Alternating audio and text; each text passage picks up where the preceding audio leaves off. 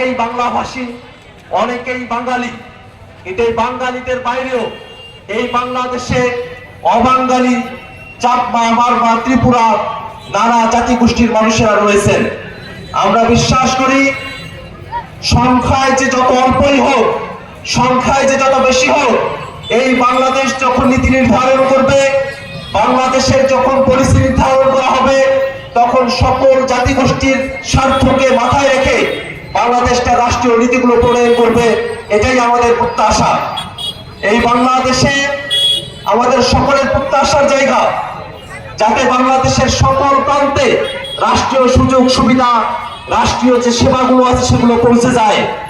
এই পার্বত্য অঞ্চলের মানুষেরা তারা চিকিৎসার জন্য তাদেরকে অনেক কষ্ট করতে হয়।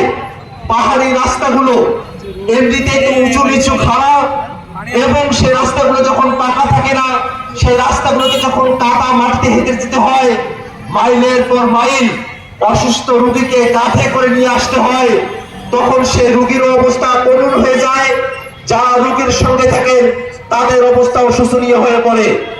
এই কারণে খাগড়াছড়ি সহ পার্বত্য চট্টগ্রামের প্রত্যন্ত অঞ্চলগুলোতে যেখানেই জনবসতি রয়েছে, অল্প সংখ্যক মানুষ থাকলেও সেখানেও যেন যোগাযোগ ব্যবস্থার উন্নতি করা হয়।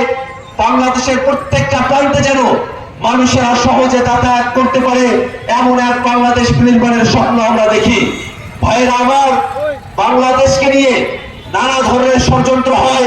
বাংলাদেশের বিভিন্ন অংশকে বাংলাদেশ থেকে মুছে দেওয়ার ষড়যন্ত্র করা হয়। এই বাংলাদেশের মানুষেরা, তারা বাঙালি, অবাঙালি, চাকমা, মারমা, ত্রিপুরা, হিন্দু, মুসলমান সকলে মিলে বাংলাদেশকে রক্ষা করাই আমাদের কর্তব্য। আমরা জানি যদি বাংলাদেশকে আমরা রক্ষা করতে না পারি, এই বাংলাদেশের মানুষের মানবিক মর্যাদাকে আমরা রক্ষা করতে পারবো না। এই ভূখণ্ডের যারা মানুষেরা আমরা আছি, যারা শতাব্দীর পর শতাব্দী ধরে এই ভূখণ্ডে বসবাস করেছি, আমরা সকলে আমাদের সবার অধিকার এবং মর্যাদা নিয়ে বাংলাদেশে বসবাস করব, তেমন আশাবাদ ব্যক্ত করে আমি আমার সংক্ষিপ্ত বক্তব্য এখানে শেষ করছি। ইনকিলাব জিন্দাবাদ।